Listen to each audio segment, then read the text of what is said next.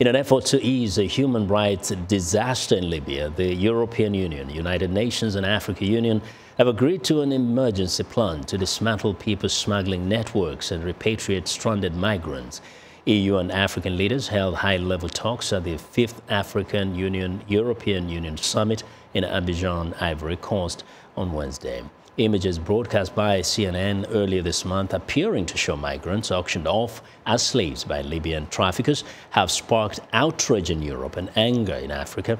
It shone a light on abuses committed against African migrants seeking to reach Europe, forcing the issue to the top of the agenda of a summit meant to focus on Africa's youth.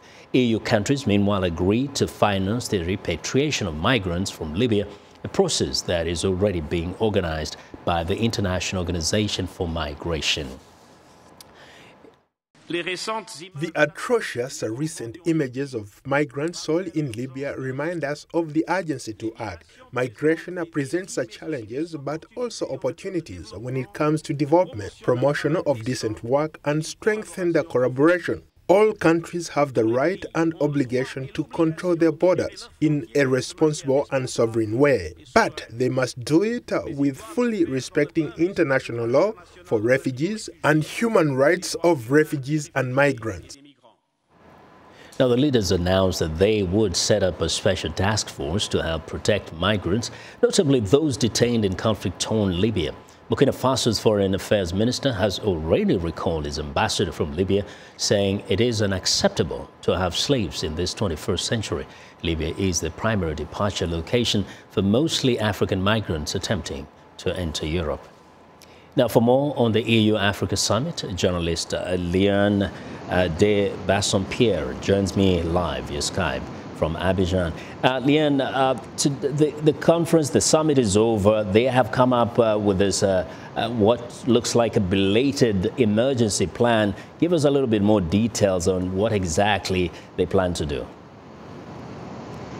Well, Vincent, as we spoke yesterday, this has overshadowed many other aspects of the conference. The theme initially was around youth aspects, but migration and the recent reports by CNN around slavery in Libya has really overshadowed what has happened at the summit this year. So as we know, late yesterday, they agreed on a plan, an AU, EU, UN task force that will be set up as an emergency measure to try to find out what is the best way to deal with the problem we had. The French President Emmanuel Macron also suggesting that they have some kind of military intervention. And when speaking to the Ivorian President Alassane Ouattara earlier this afternoon, he said he completely agrees with what Macron had said. So they seem to be all systems go with regards to this matter. But of course, as we know, this is not a new issue. It's been highlighted by CNN in the last couple of weeks. But as the International Organization for Migration says,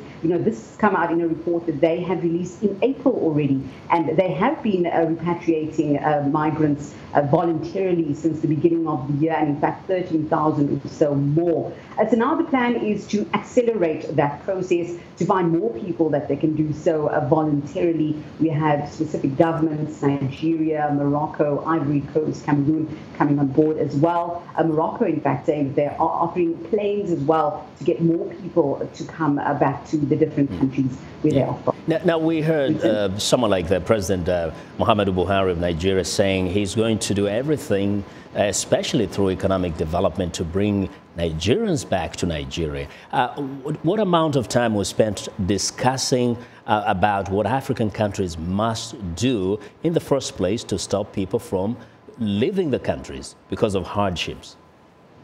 Well, this, of course, goes hand in hand with migration, finding economic opportunities that young people and anybody for that matter, they don't feel the need to go. But of course, you don't just have economic migration. You have people migrating because of repressive governments. You've got people migrating because they're just simply looking for different and better opportunities elsewhere across the Mediterranean or elsewhere in Africa, as the South African president so well pointed out, that it's not just migration between Africa and Europe, but there's a lot of intra-African migration that we've seen in recent years. So with regards to the Nigerian president, he's been speaking out for several weeks now with regards to what's happening in Libya. He's encouraged his citizens that have taken the plunge to go to Libya and then to go on to the European Union to try to come back, to try to see how they can discuss this. But in terms of actual plans, specifically in terms of developing economic programs to get these people back, we didn't see any details coming through at the summit.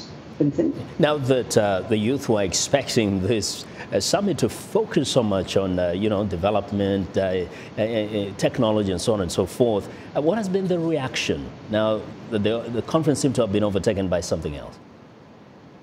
Well, reaction coming through thick and fast. I just a few minutes ago received reaction from Amnesty International, not specifically a youth organization, but saying that, this is just something that they've decided within 2 days. They're going to, accelerate action. They're going to have a task force. They're going to do this. But it's really Amnesty International saying it's within the European Union's plans to keep the migration or people migrating to Europe from Africa, and basically more of the same. So they're saying it's not a real solution to the problem, this setting up of this task force, and I'm sure reaction coming in throughout the evening and throughout the rest of the week. Well, Leanne, thank you very much for joining us today.